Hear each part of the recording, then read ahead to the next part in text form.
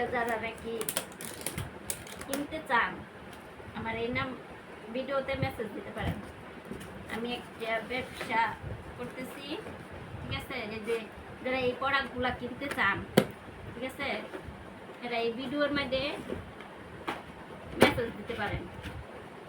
এগুলা অর্ডারের মাল, ঠিক আছে? আমি এগুলা অনলাইনে সেল করি।